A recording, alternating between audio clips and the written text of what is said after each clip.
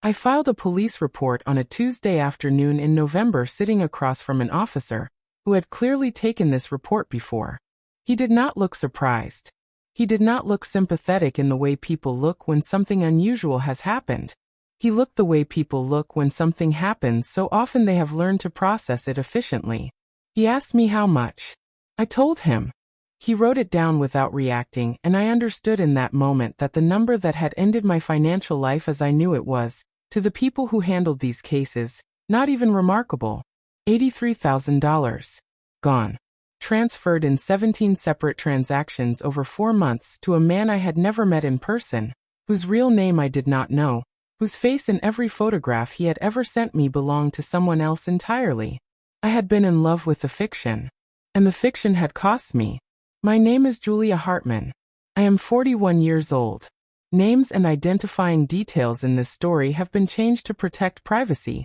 Welcome to her legacy Untold, where every woman's story finally gets told the way she lived it. To understand how I ended up in that police station, you have to understand where I was when it started. 40 years old, 18 months out of a 10-year marriage that had ended without drama and without cruelty, and with the specific grief of two people who had grown into different shapes and finally admitted it.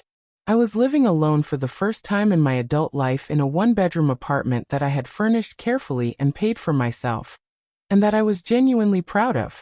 I had a job I was good at, a small circle of friends I trusted, and savings that represented 11 years of discipline and delayed gratification.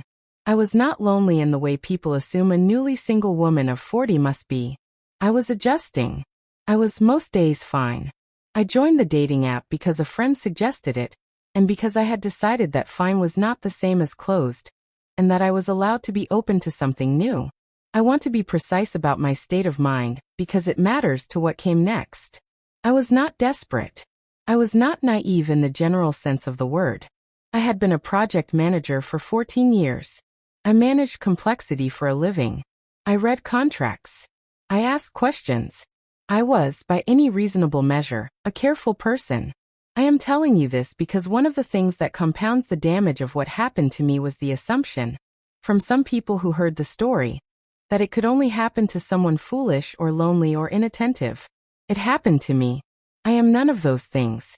It happened because the people who do this are very good at it, and because they specifically seek out the women least likely to believe it could happen to them. He contacted me in March.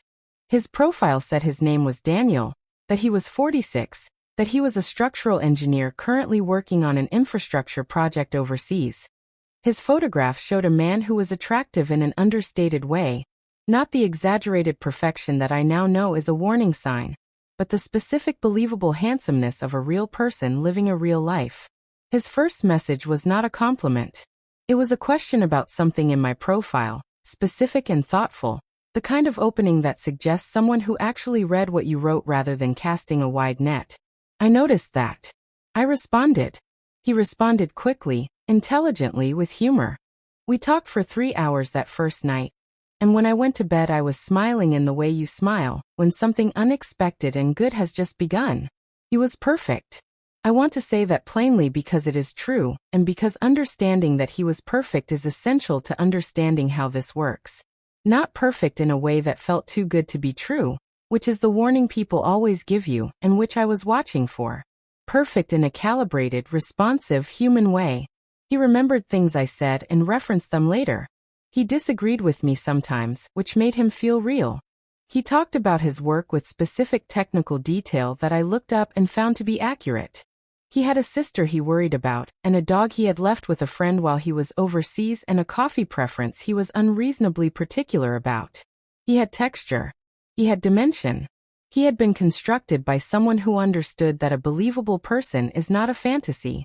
A believable person is specific and imperfect and consistent. He was all three.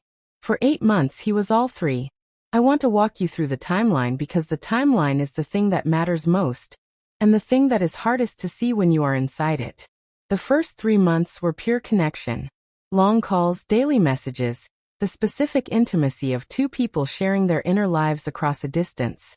He was overseas, which meant we could not meet, which was explained and reasonable and which I accepted because everything else was so consistent and real. He talked about coming home. He gave me dates. The dates moved, which he explained, which I accepted, because people's work schedules change, and I was a project manager and I understood that infrastructure projects run over. The delays were always specific and plausible. Never vague. That was important. Vague excuses are easy to question. Specific ones require specific pushback, and by the time you are 3 months into something that feels real, you have already invested enough that specific pushback feels like a choice to damage something good. Month 4 was when the first request came. I want to be precise about how it arrived because the delivery is part of the construction. It did not arrive as a request for money. It arrived as a crisis he was embarrassed to mention, described in careful detail, involving a payment he could not access from overseas because of banking restrictions. He explained technically and accurately. He needed a short-term transfer that he would return the moment he was back. He was apologetic. He was specific about the amount, which was small enough that it did not alarm me. He said he had no one else he trusted to ask, and that asking me felt uncomfortable, but that he did not know what else to do. I transferred the money. It came back within the week. Exactly as promised. I want you to understand that. The first transfer came back. That is how it works. The first transfer always comes back. Because the first transfer is not about money. It is about establishing that he keeps his word. It is an investment in my trust. I did not understand that until much later. The second request came 6 weeks after the first. Larger. Another specific crisis. Another technical banking explanation, another promise of return. It came back. The third was larger again. By the sixth request I had transferred amounts I would not have considered possible in the abstract, and each return had reinforced a pattern that my brain had categorized as evidence of reliability. That is the mechanism. It is not stupidity. It is the systematic exploitation of the way human beings learn to trust, which is through consistent experience over time. He had given me 7 months of consistent experience. He had built a track record. And then in month 8 he drew on it completely. The final 4 transfers happened over 3 weeks. The amounts were larger than anything before and the crises more urgent, and the emotional weight of each request heavier. Because by this point we had talked about a future, about what his return would look like, about the specific geography of a life I had begun to imagine. I transferred the money. All of it. And then on a Sunday evening in October his number went silent. The app profile disappeared. The email address bounced. The man named Daniel, who was a structural engineer with a sister and a dog, and an unreasonable coffee preference, ceased to exist in every form simultaneously. And I sat in my apartment with my phone in my hand and understood, with a completeness that was almost physical, that there was no Daniel. There had never been a Daniel. There was only a technique, and I had been its subject for 8 months, and it was finished with me now. I am going to tell you what I did in the days that followed because this is the part of the story that is hardest to find and most necessary. The first thing I did was nothing. For 2 days I did nothing except sit with what had happened, because I needed to understand the full shape of it before I could move. I am a project manager. I do not begin recovery before I have assessed the damage. On day 3 I called my bank. I reported every transaction, gave every date, described the circumstances of each transfer. The bank opened a fraud investigation. Some of the money, they told me, might be recoverable depending on how recently certain transfers had cleared, and whether the receiving accounts had been flagged. I should not count on it, but I should not rule it out. I wrote down every word of that conversation. On day 4 I went to the police station, and I filed the report. I brought documentation, screenshots of every conversation I had saved, records of every transfer, the profile photographs which I had reverse image searched the night before and found to be stolen from a real person's social media account. A man in another country who had no knowledge his photographs had been used this way. The officer took everything. He gave me a case number. He told me these cases were difficult to prosecute because the operations were almost always international, and the money was moved quickly through multiple accounts. He told me to contact the FBI's Internet Crime Complaint Center, which I did that afternoon. He told me not to expect fast results. I told him I did not expect fast results. I expected a record and I had one. On day 5 I told my closest friend. Not because I wanted to, but because I had assessed that carrying this alone was not a viable strategy, and that I needed at least one person in my physical life who knew the full truth. My friend, who is a remarkable woman, did not say anything about how this could have happened or what I should have seen. She said, "What do you need from me right now?" And I said, "I need you to know," and she said, "I know," and that was enough for that day. What followed was the hardest year of my life, and I will not dress it up. I moved to a smaller apartment. I restructured everything. I took on extra work. I went to therapy, not because I was broken but because I understood that what had happened to me had been a deliberate psychological operation conducted by professionals, and that some of its effects would need professional help to untangle. My therapist described it precisely. "It is not a love story gone wrong," she said. "It is a targeted campaign conducted against a specific vulnerability, and the vulnerability it targeted was your capacity for genuine connection, which is not a flaw. It is one of the best things about you."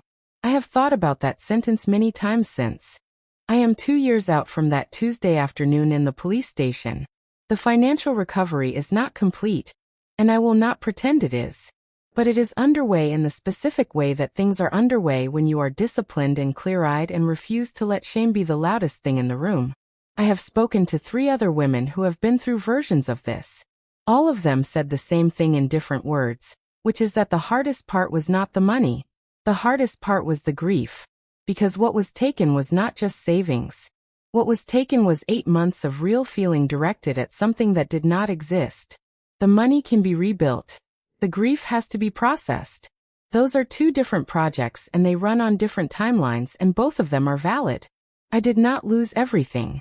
I want to say that clearly because it is true and because it is the thing I most needed to hear in those first weeks and could not find anyone saying.